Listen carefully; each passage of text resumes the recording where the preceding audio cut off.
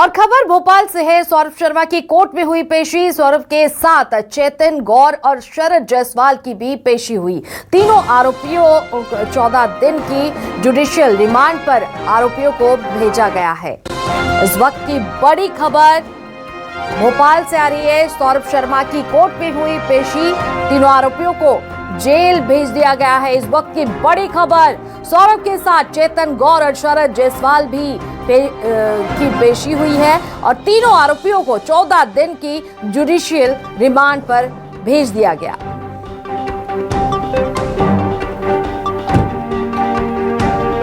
सौरभ शर्मा की कोर्ट में हुई पेशी, सौरभ के साथ चेतन गौर और शरद जायसवाल की भी पेशी हुई है और 14 दिन की जुडिशियल रिमांड पर भेज दिया गया है। इस वक्त की बड़ी खबर, सौरभ शर्मा की कोर्ट में पेशी हुई है। सौरभ के साथ चेतन गौर और शरद जायसवाल की भी पेशी हुई है। इस खबर पर ज्यादा जानकारी के लिए हमारे साथ जुड़ रहे हैं हमारे संवाददाता शब्बीर अहमद। शब्बीर, सौरभ शर्मा की कोर्ट में पेशी हुई है और तीनों आरोपियों को 14 दिन के जुडिशियल कस्टडी में भेजा गया है। फिलहाल इसे लेकर क्या जानकारी है?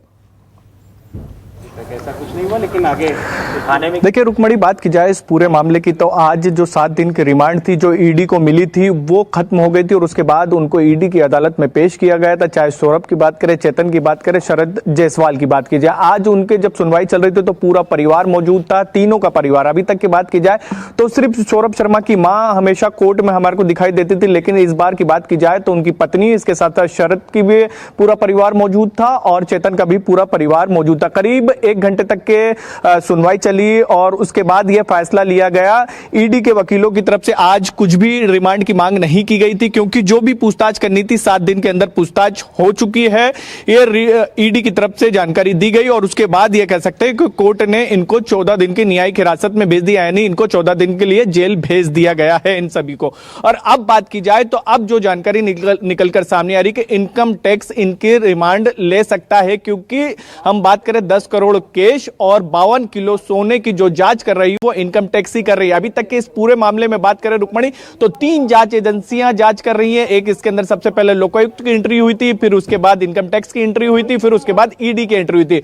लोकायुक्त और ईडी की बात की जाए तो उन्होंने 7-7 दिन की रिमांड ले ली है, पूछताछ भी कर ली, कई चीजों का खुलासा भी हो चुका है, कई चीजें सामने भी आ चुकी है। लेकिन इनकम टैक्स और जो इस पूरे केस की ये कह सकते हैं कि सबसे बहुचर्चित चीज है वो यही है कि 10 करोड़ कैश और 52 किलो सोना आखिर किसका है, क्योंकि तीनों के वकील कोर्ट के अंदर यह कह चुके हैं रुक्मणी कि ये जो सोना और जो कैश है वो हमारे जो फरियादी हैं उनका नहीं है, हमारे मुवक्किल का नहीं है। इसी को लेकर अब बात की जाए तो इनकम टैक्स की तरफ से पूछताछ की जा सकती है और जल्द से जल्द वो भी इन तीनों से पूछताछ के लिए कोर्ट के अंदर आवेदन दे सकती है और रिमांड मांग सकती है। लेकिन आज की सुनवाई की बात की जाए तो आज ईडी की तरफ से किसी तरीके की कोई रिमांड नहीं मांगी गई थी, क्योंकि हमारी जब सुबह भी चर्चा हो रही थी तो उसके अंदर भी मैंने बताया था कि करीब 10 दिन तक ये पूछताछ कर चुके हैं, क्योंकि 3 दिन कोर्ट 3 दिन जेल के अंदर पूछताछ करी थी जाकर ईडी के अधिकारियों और 7 दिन रिमांड पर लेकर पूछताछ करी, यानी कुल 10 दिन इन तीनों से पूछताछ ईडी कर चुकी है। तो पूछताछ में जितने भी सवाल थे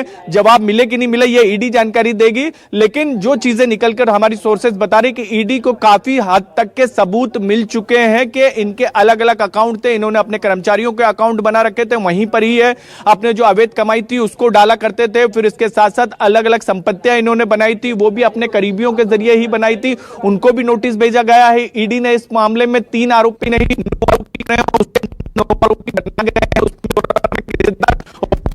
ठीक है शब्बीर, बने रहिए हमारे साथ। अन्य खबरों के लिए भी, ज्यादा जानकारी के लिए फिर से जुड़ेंगे आपके साथ।